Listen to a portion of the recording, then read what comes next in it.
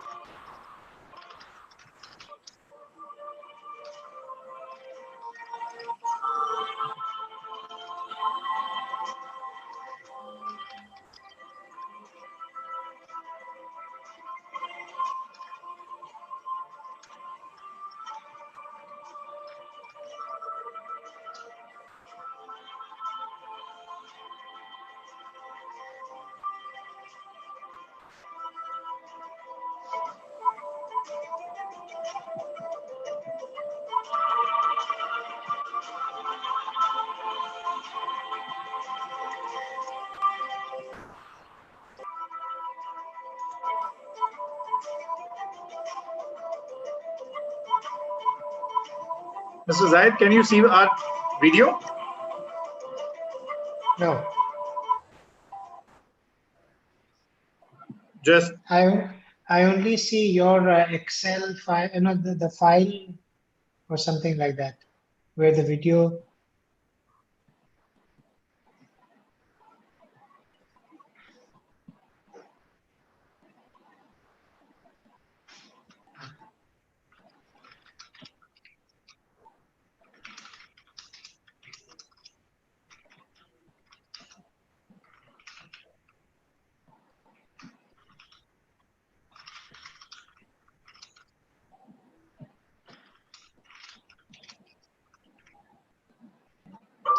can you see now?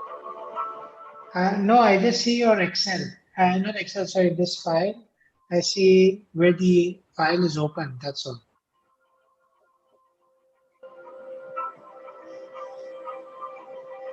I don't know why. But anyway, I have that video with me, so. No problem. Let's go ahead with the discussion. Yes, sir. Yes, Can sir. you see me now without any screen? Yes, of course. Yeah. Perfect. So let's begin this webinar. Yes. Welcome audience. Once again, thanks for joining Preetam Advisory webinar series on the emerging theme Impetus for Investment in India. Our theme is in line with the vision of our Honorable Prime Minister of India, Shri Narendra Modi ji, vision to create Atmanirbhar Bharat.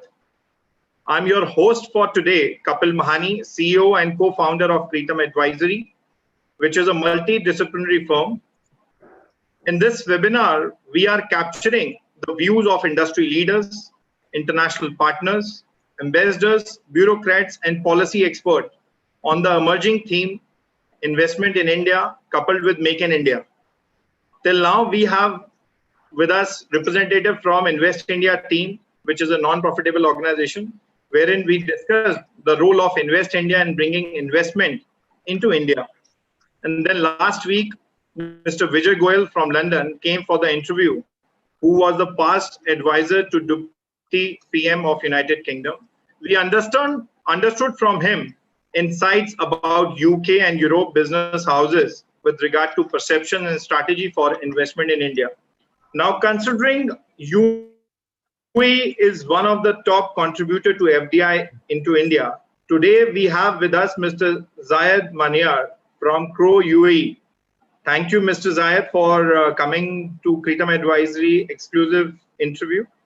Thank you, Kapil, for having me. It's a pleasure and an honor.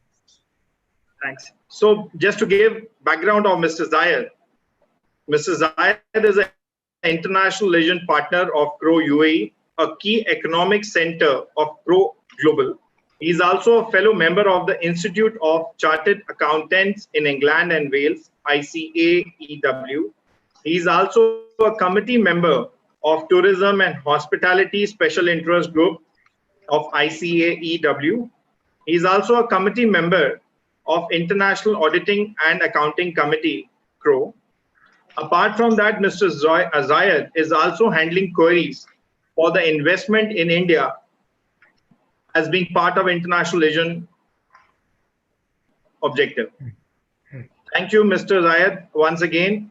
I would like you to introduce yourself to the audience to give a glimpse about your achievements and your journey till now, and specific focus on investment in India. Thank you, Kapil. Thank you very much. Thank you, friends, for investing your time with us. Of course, India is very close to my heart. I'm originally from India, so I was born in the UK, but my parents, our family, they are from Gujarat, specifically a small coastal town called Valsad.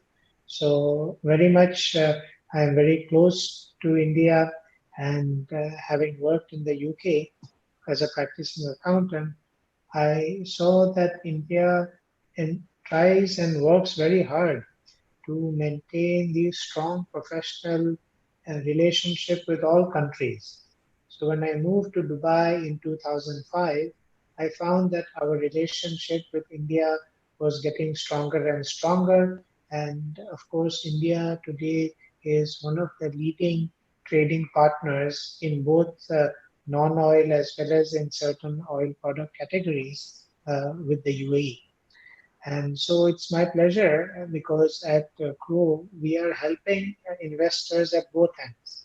Those investors who are looking to attract companies from the UAE to India, and at the same time, companies in India who want to use Dubai and the UAE as their global platform. So a lot of Indian companies are now looking to go global, and Dubai is the right hub for them. So really the movement of trade between the two countries is very, very dynamic. And so I'm very happy when the good team at Kratom, and specifically my good friend Kapil, invited me to have this opportunity to share the knowledge. And we have gone through some of the questions we'll be going through with you.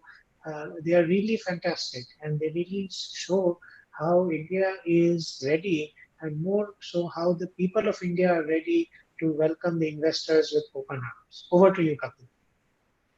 Thank you, Mr. Zayed, for the nice words and for your brief introduction about. So let's start the session wherein we'll be asking you the question specifically with regard to our theme on impetus for investment in India. Yes. So our first question to you, Mr. Zayed, is that recently the Abu Dhabi Sovereign Fund, Mubadal Investment, has announced the investment of 1.2 billion in Geo platform. Since it is one of the biggest deal which happened during the COVID times.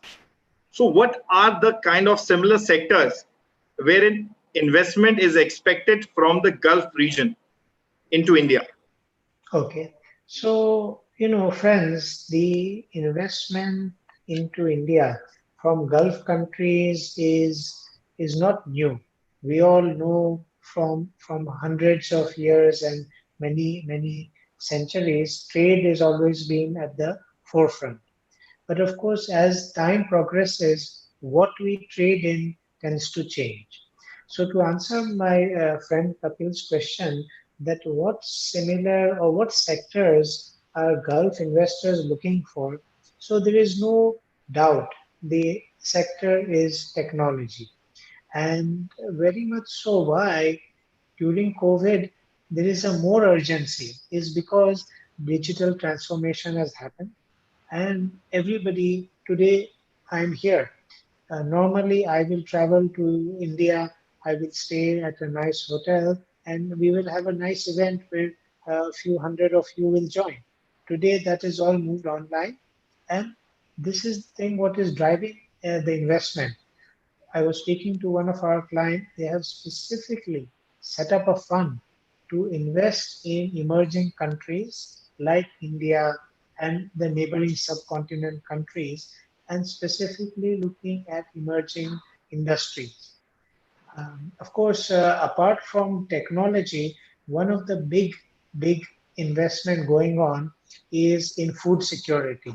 So COVID as well as other pandemic teach us that ultimately it is the food and sustenance which the person need. So there is a lot of investment going on from Gulf countries into food security, which means what? Which means that back end things like rice, you will have a certain kind of dairy products, etc., that can be processed, pulses, all sorts of things, processing of different types of food items, and these are all then exported here. The Gulf is very near. As you know, that sometime traveling within Gulf country takes longer than going to India. So it's not that India is very far away. It's very nearby. Even the livestock is exported here. That means that in a week or so of sailing, the livestock can be here, and you have fresh milk and all the produce that you need. So these are the two major sectors, I would say, at the top end, driving the investment. And within that, there are many things. Of course, one of the key things that people like to invest in is people. And India has a large young population. They all speak English. Today's event is in English. We can do it equally in Hindi or Gujarati, but it's just that this is a common platform we are using, and that is attracting the investors. I hope that question is answered well, Kapil.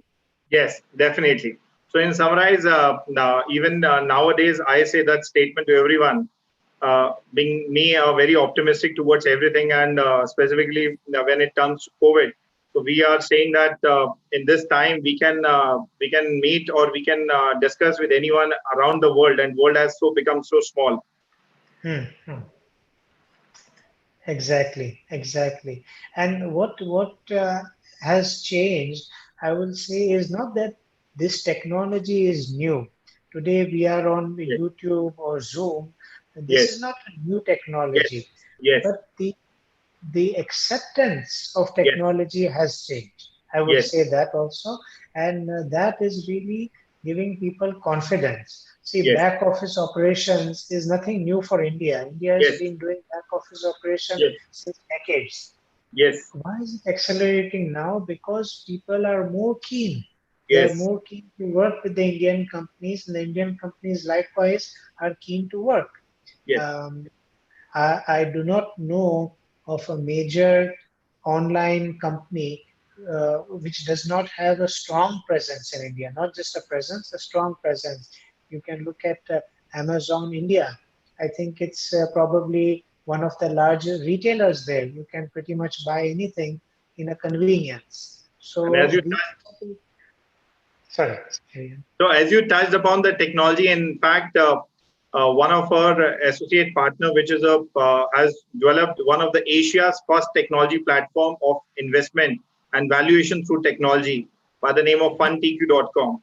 So that's one Okay. of the, because everyone is looking for the technology, and this time we have launched this technology through one of our associate fundtq.com. Hmm. So Hmm. now coming to the second question, Yes, sir.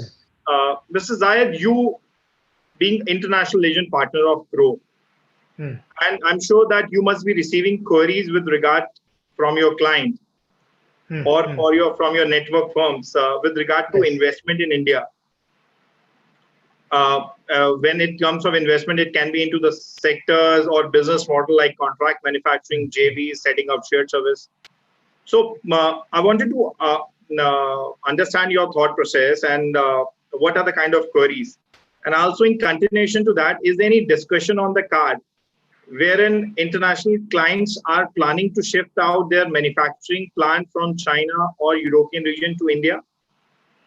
Now, over to you, sir. Thank you. So I will answer this question in series of parts. The first one is in terms of how the investments are structured.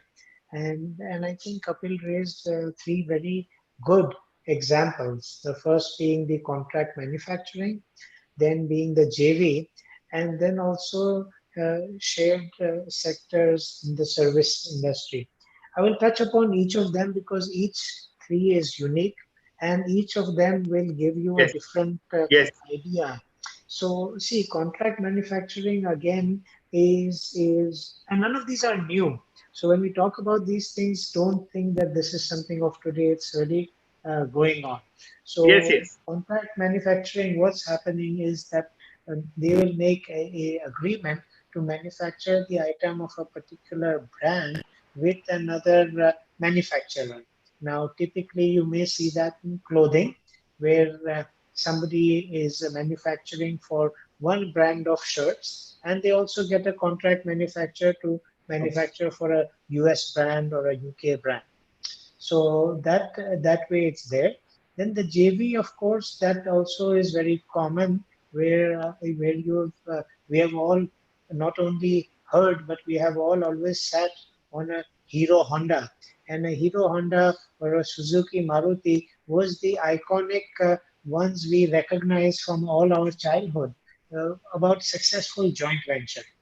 So, and of course, in terms of shared service centers, this is the new thing that's growing very exponentially, where companies in, let's say, Europe or anywhere in the Middle East or Africa don't want to replicate that whole thing again. Even in India, they would prefer that, okay, they would rather share that service center, like a call center is a good example, that somebody who has a call center set up for Bank A, they can offer that same service to Bank B. Bank B may or may not wish to have that bandwidth to set up their own. So shared service centers are common and they are increasing. Now, with regards to moving from China, moving from Europe to India, this is part of globalization and it's very normal. I was speaking to a client this morning. They are an Indian manufacturer and they are looking to expand out of India also. So they have looked into Vietnam. So Vietnam is one of the fast growing countries. And one of the reason is, you will not believe, is Vietnamese labor is cheaper than some of the Chinese labor. So, of course, cost is not the only thing. It can be access to the market. It can be many things. It can be scale. So many factors go to play. So when they move the manufacturing plant, let's say from China to India, so India, one of the reasons driving it is the local demand. And local demand always is best fulfilled where you have the resource to locally produce it. So that is what is driving. Now, for example, lot of the oil that is imported to India or the products are often processed here or in Saudi or in Kuwait or wherever. So although it can be cheaper in India, but sometimes some industries are better suited to some countries. So, and that is what is driving the shift from some of the manufacturers that are manufacturing in China to maybe set up the plant in India because the Indian demand is growing. It's simple. It's simple. Many you have seen in many of the high-end cars. Earlier, it would be all imported. Now, fewer and fewer of these cars are being imported. Most of them are being either assembled or manufactured in India. Why? Because they have huge demand local. Yes, yes, yes, So that I think it sort of sums up into um, my answer to set up the final part of this question, which is that what kind of queries are coming to Crowe members as well as us regarding the investment in India and what sectors. So there are three main queries that come up. yes, First query is on the taxation. So what are the okay, taxation rules? What are the benefits government are offering to set up in particular state? And okay, Shri Narendra Modi ji has set up very nicely back in days. That I'm talking before his PM days, his CM days yes, in Gujarat near my hometown. And yes, I can say that because I know it in Vapi. It's called the industrial district, yes, and they give really favorable pricing to acquire the land.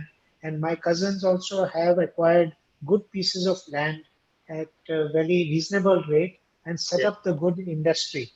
And yes, that is there. So that is one type of legislation that is helping. And what is the taxation system? It's yes, favorable towards employment, which every country is yes, favorable to yes, anything that creates employment in their country. It yes, can be USA, it can be UAE, and of course India, even China. So yes, no regard to any doubt on that. And the third and final most important is what sort of opportunities is there in that market. And this is the key question people ask. Now, India being very open economy and the consumer also very savvy. yes, So you can yes, find that, I mean, if you will compare some of you like 20 years back or 25 years back, just compare the amount of soft drink. So we only knew three, four brands like yes, Socio, Limca, and Thumbs Up, yes, and that was it. Or chips, you would have two, three kinds. Now today you cannot keep up. You cannot yes, keep up. very rightly. So these, yeah. So these are the type of queries that are coming is around what drives these, the engine. The engine is what is driving, and these three main things are driving.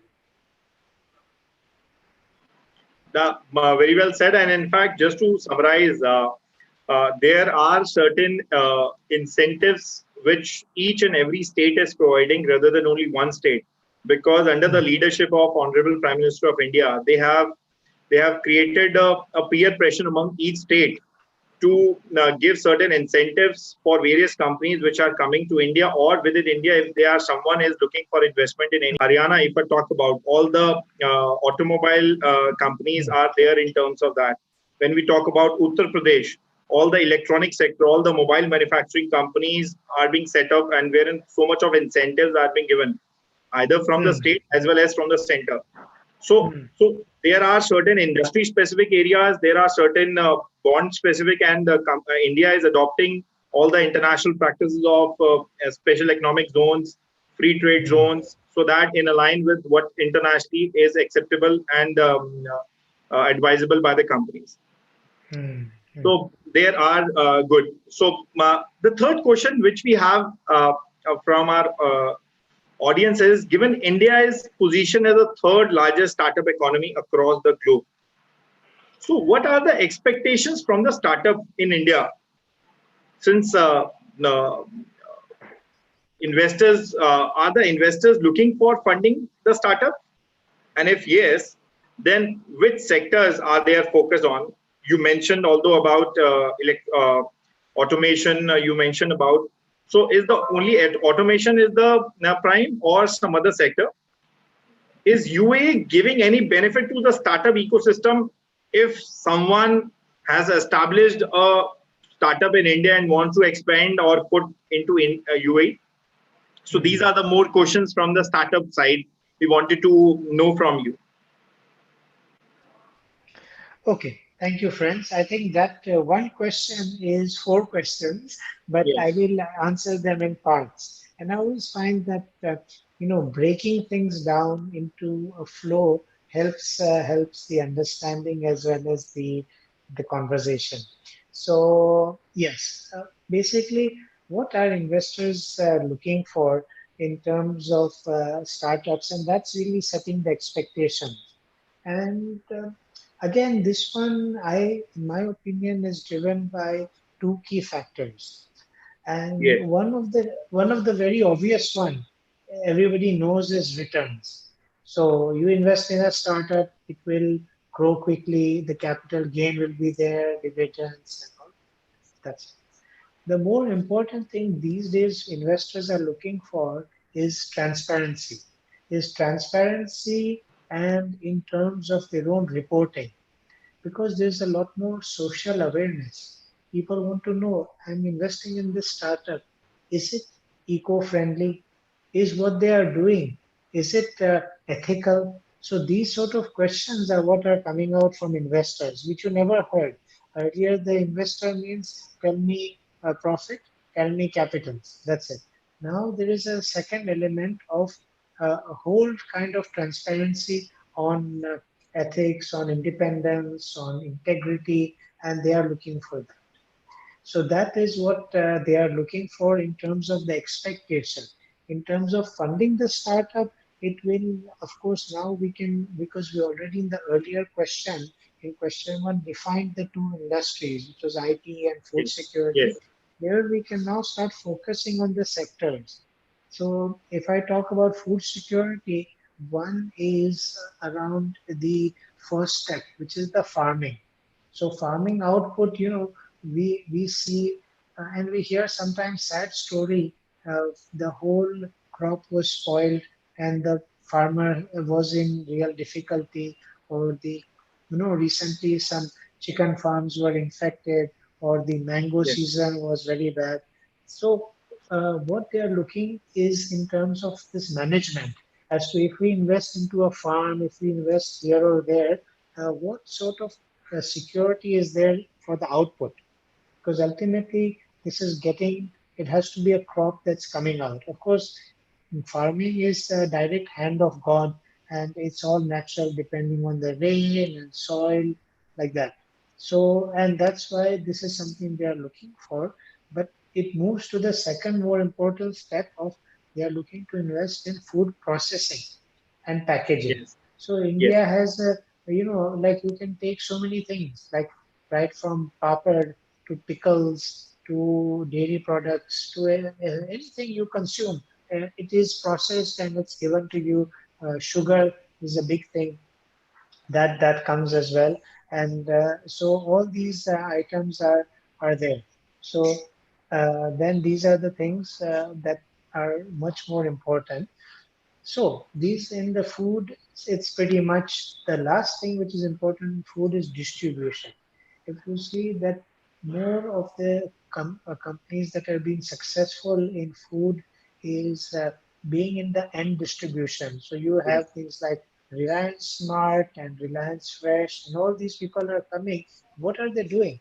They are bringing the things that normally you would walk around a market and भैया आप मुझे सब्जी दे दो and आप मुझे दूध दे दो. It's all now packaged in a uh, packaged in a nice way in one supermarket. So this is what something they are keen to interest in, is how to go into the metro cities and work with the startup to get some niche products to the market. And niche is important.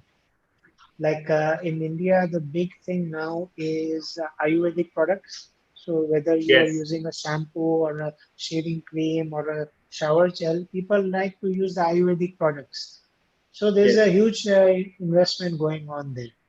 Of course, in the IT side, it's similar sort of thing, that people want to invest in a few startups which are around training.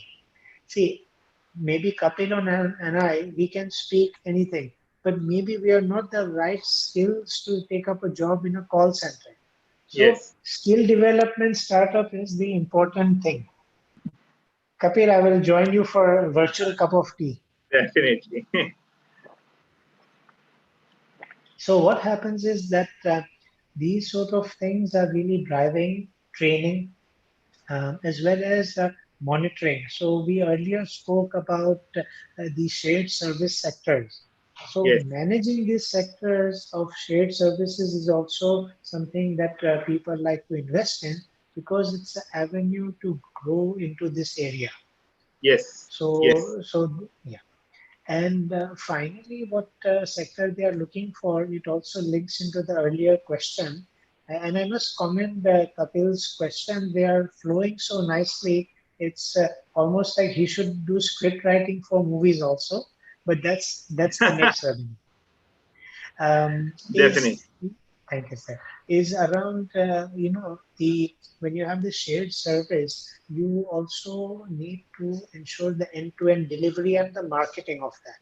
So there is a lot of Yes, interest from Gulf investors to say, okay, we are an investment company, we have a bottling plant, we have a, let's say, a dairy farm, we have a some anything like, let's say, even non-oil and gas, and okay, they like to have some outfit of it back-ended to India, supported to India, and this is where they are interested to invest. So, today's today's discussion is more around bringing the businesses together, yes, and yes, of course we we also will talk in the next question, but I don't want to give that away yet. Is about what happens about companies who just want to invest. So because all these first three have been about investing into something that's already there or already yes, being started up, or yes, you are a startup and you're attracting. So there is also a huge industry waiting for investment.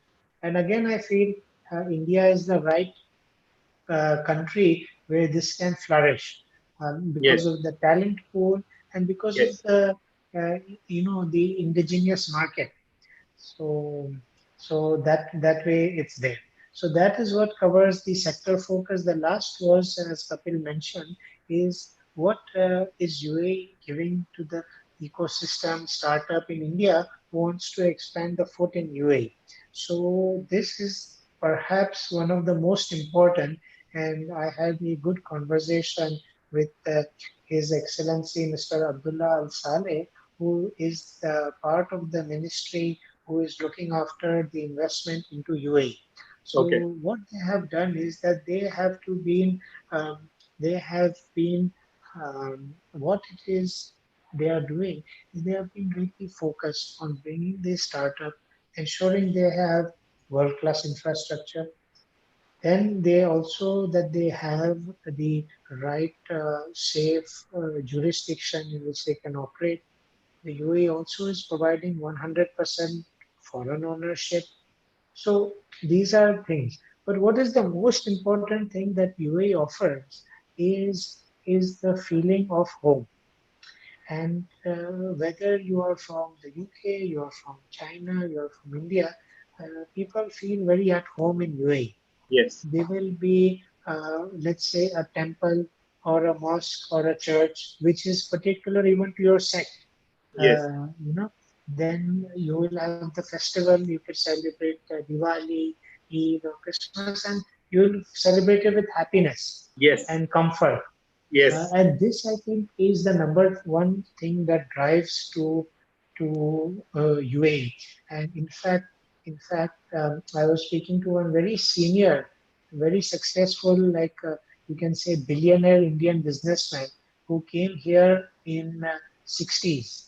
okay, And so I asked him that when you came here, you had the whole Middle East. What landed up here in here in Dubai? yes, And he said that actually, I was very young then, and my children were very small. And my wife said कि भाई अगर चलो India के बाहर लेके जा रहे हो, you are taking us outside India, take us somewhere where there is our community people and there is a school teaching the Indian. So at that time there was a small that later became the Indian high school here, and ruler yes, here gifted the land, and it's a big setup now. But from that time, from 60s and 70s, they had planned that the Indians here were welcome.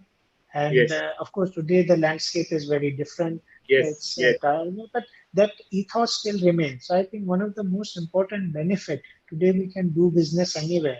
We can, yes, why more and more people tend to call UAE home is because of this strong, very strong connection that people feel, Yes. and they feel welcome. Yes. So I think that is gives this one very long question with 3 4 answers, but that sort of sums it up So in we that. thought that And we'll cover from you everything which is evolving around startup in a very shorter time. no, it's important why startups are the lifeblood of economy. I was just reading an IMF report and they stress the importance because at any one point in time, more than 50% of your business and up till 60 to 90% of the business of an economy is driven by the SME and the startup. So this is what exactly things happen, and this is why it's very important that startup are supported here. And here in UAE, we have very much a lot of infrastructure being developed and revolved around the SMEs. Great.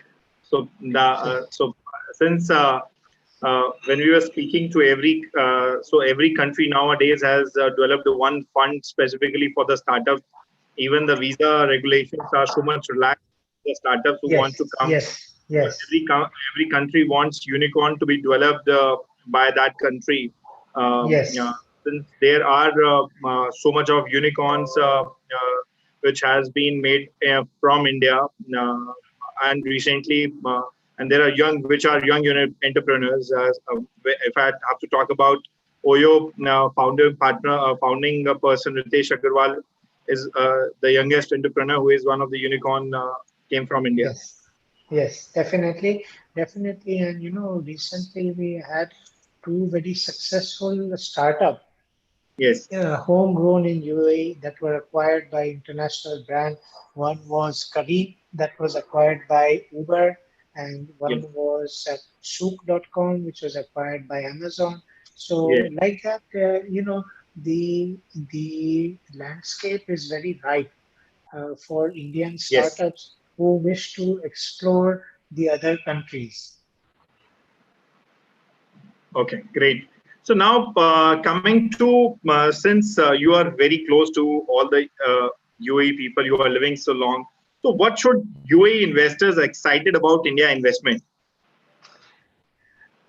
Thank you. I think that for the first top line answer is that there are many, many things, many things there for them to be excited about. And I would say that there are at least four key things that UA investors are excited about. And that is one is always the rate of return. So rate of return in dynamic country like India is good. So most of the UAE investors are cash rich. And leveraging is an important part of it. They are Yes, leveraged. I'm not saying they are not leveraged, but they are cash rich and they are ready to hence have a risk appetite. yes, And India tends to be like a natural selection. There are other yes, natural selections also, like UK. So you will find most Gulf investors have at least one house in the UK. yes, So what has been driving the interest of Indian investment is also healthcare. So what happens is that back in the day, people used to travel, and even today, but back in the day more, but now today also for healthcare to India.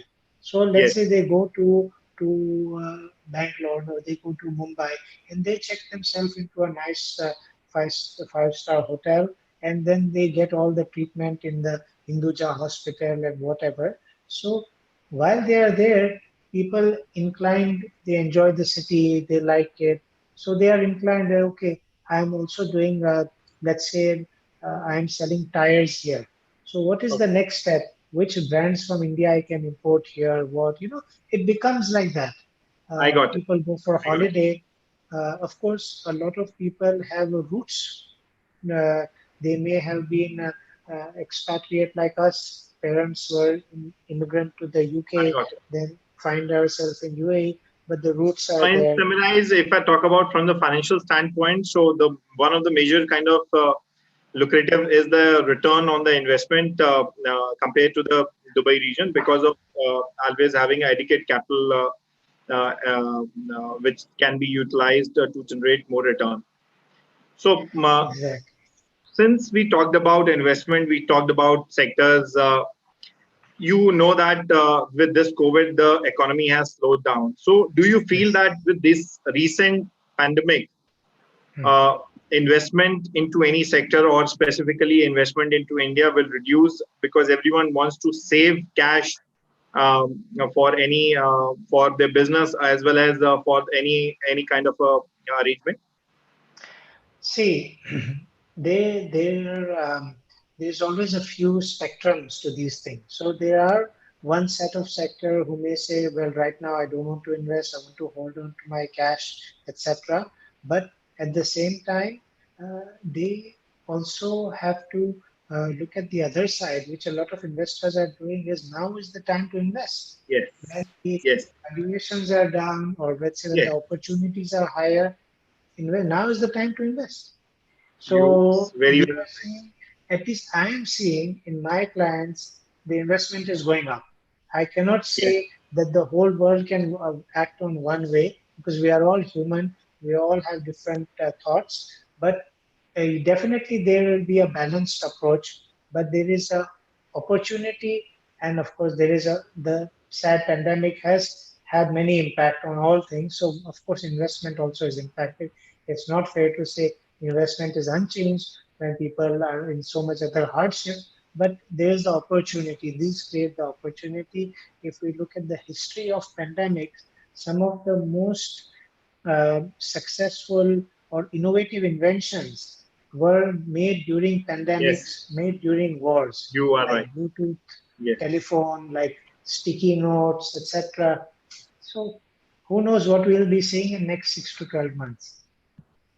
Definitely, and the one point which you touched upon, which is very much nowadays, which I'm listening for all the people like you, that the investors are actually looking up for investment because of the valuation has gone down, and also to invest on those companies which are loss-making companies, and they want to start certain operations in India.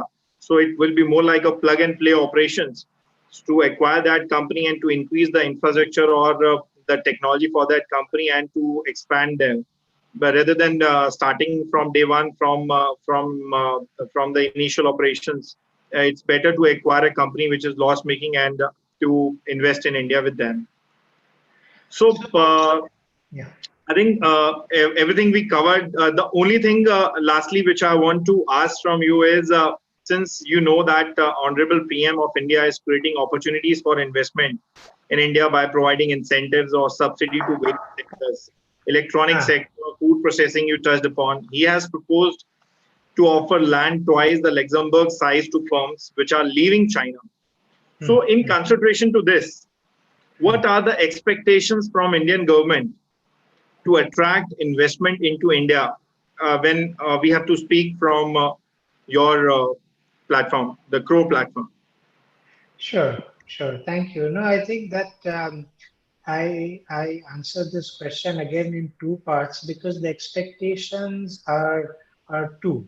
One expectation is around, and what you rightly just pointed out is around the opportunity of a reduced valuation.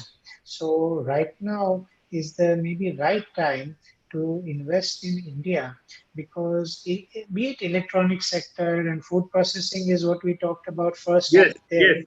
but You very well talked about is that. yeah, is one thing important expectation is around cash management. So, and you rightly said that right now some companies might be in loss and they're good to invest. So loss making is never an issue. See, loss is not a problem. It's not something we can ever predict, profit or Yes, loss. But yes, something we can control, something we can be mindful is about cash flow. And cash flow is what is the critical part. So as long as a company, although could be in loss, is not the bigger concern, is the cash flow. You might say, Zaid, well, isn't that the same thing, cash and profit? No, not at all. Cash and profit, although yes, are both financial figures in that they are same, but they are like an apple and an orange. And cash is always, we have heard the saying, cash is king. So that comes down to the expectation that why is cash important? Because a government, a country, any country, UAE, India, they are all working on the economy. And the economy, the expectation is that will generate jobs and will generate revenue for the government. The revenue can be in terms of Yes, taxation, can be in terms of government fees, can be in terms of even investments in public-private joint ventures. But the important thing is how we are working and reporting on this and what benefit can the government have. Because today that benefit means there will be a desk for your child to go to school on, there will be a bus for you to ride on, and there will be a road for you to drive on. And yes, maybe if you're that successful, airport for your jet to land. yes, So definitely. all area of life need the government support. It's not that the person who is in the bus only he need the government support and the person in the private jet no. It's all an ecosystem. So the government Definitely. expectation is that we should be honest and truthful. We should add value.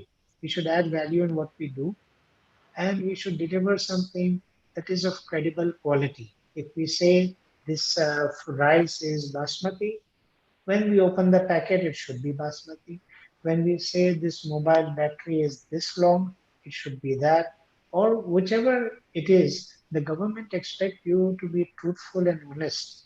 Because no matter what anybody says or anything, it's more expensive for government to go after anything that has gone wrong. They expect that we work properly in a good Yes, way, in a hard way, and then the country is for us. We are the country, and the country is for us. definitely. Thank you, Mr. Zayed, for the so insightful answers to all the queries, or I'll say the questions which Indian investors or the international investors, since this is the international interview wherein all the participants, all the audience are not only from India or from Dubai, but from European or from London, and we can see that there are some from even US as well. So your interview will surely give insights to everyone who are looking for investment in India, and also since Crowe is an international accounting firm, and your role as an international agent partner will surely help to connect with them and with Kritam if any way. That's Thank you, Mr. Zayed. Thank you once again for this session, and it's pleasure to see you always. Thank you. And in my closing remarks, I will just like to, of course, thank you, Kapil, and Creative Advisory team.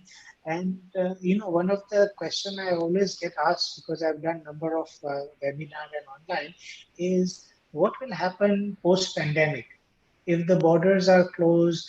Are people not going to do global business? Do we just invest in our country? Do we just not do anything? No, it will in fact open up a new Yes. world, but it will be different from the old one. Yes, And yes, that is the opportunity. And the thought I leave with you, all my listeners, with you, Kapil, and with myself. What tomorrow are we going to do different from today? yes. This is something which I am also advising as well as understanding and adopting. With this model only, we are working on this theme so that we need to push more ourselves. We need to do something better. We need to do something different. Rather than the old school of thought of doing only the accounting and advisory, we have to go beyond that level and give value to the client, give something additional apart from the general accounting and advisory. Definitely, I learned this, and this probably I'll keep it my last comment, is from a very senior and we are very senior and seasoned professional. And he said, he asked me a question. He said, Zain, what do you do? I said, I do advisory, I do audit. And he said, okay. And then I said, what do you do? He says, I do anything my clients ask me. And that is what we should be. We should be ready to help Yes. in whatever, of course, professional boundary are there, Yes. cultural boundary, ethical boundary, I'm not contesting. But whatever the client is ready, we should be ready for that. Yes. That is very important. Thank you, And with sir. the best business practices. Definitely. Thank you. Thank you. Thank you. Thank you.